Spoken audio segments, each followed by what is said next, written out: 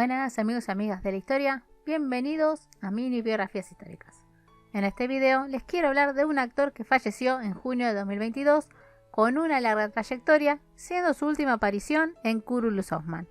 Me refiero al líder de los Barba Blancas, el actor Cüneyt Arkın.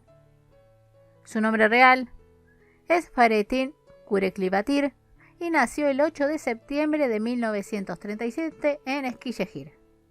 Provenía de una familia de los tártaros de Crimea y de los tártaros caucásicos. Y aparte de haber sido actor, guionista y productor turco, estando en más de 330 películas, series y obras de teatro, también se recibió de médico en 1961. Su carrera en el cine comenzó en 1963 y un año después se casaría con quien fuera compañera de clases en la universidad, la doctora Güler Mokan. 2 años después, tendrían una hija llamada Filiz, pero se divorciarían en 1968.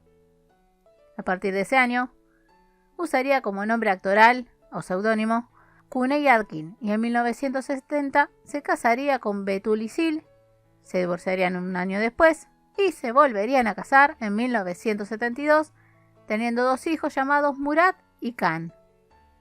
Incluso su esposa e hijos aparecerían en varias películas.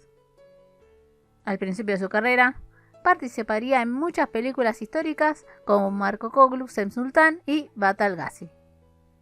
Su última aparición, como dije, fue a partir de 2020 con una pequeña participación en Kurulus Osman como líder de los Barba Blancas.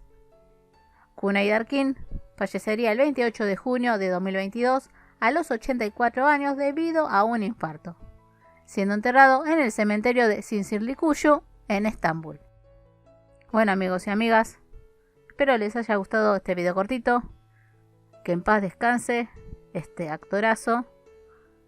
No se olviden de compartir el video a sus conocidos, de sus likes y de comentar lo que crean necesario. Nos vemos pronto, besitos.